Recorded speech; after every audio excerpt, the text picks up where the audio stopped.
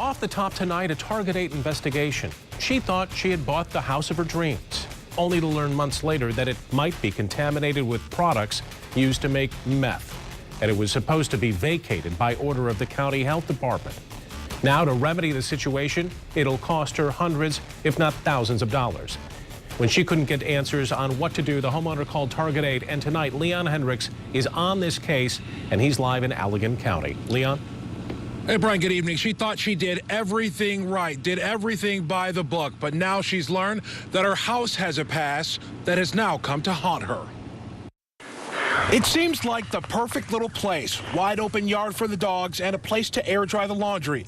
She was all moved in, and then the neighbors started talking. I said, you know, it was a meth house, and he said, it was? And I was so upset, I'm just so frustrated and upset and worried because I live here now. And turns out she had reason to be. About a year before she moved in, the homeowner got this letter ordering the house vacated. Methamphetamine, it said. Upstairs, downstairs, even out back. Requires decontamination.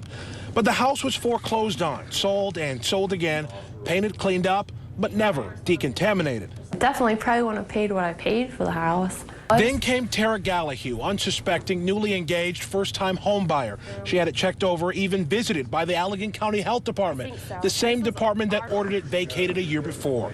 She thought she was safe to move in until she started digging and found the truth. It starts to play with your head because, you know, you're stressing about it and you have to go to work and you have to think in the back of your head, you know, is it safe for me to be going home to this house? You know. She wasn't the only one surprised. Township Supervisor Steve Schultz.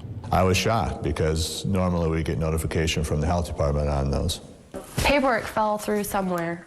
So we went to the Allegan County Health Department for some answers.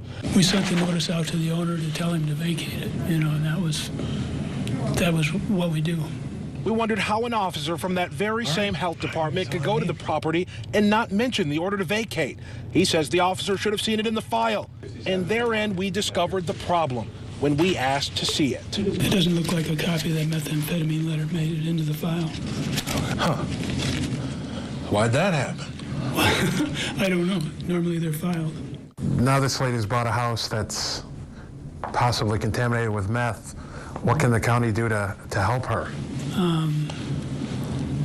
Well, I don't know. I don't know. It's the response Gallihugh and her dad have been getting all around. She thought she did everything right. They feel sorry for you, but they have no way of guiding you to what to do next. She said she's been emotional, but it's been real hell.